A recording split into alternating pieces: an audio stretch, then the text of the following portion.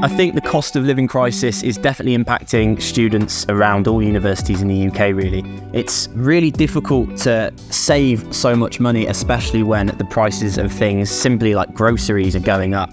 From public transport, the cost of fuel, and if you're living on your own, the cost of food is increasing. It does mean that you need to think hard about what money you spend and when you spend it in order to go over the long period of time for studying.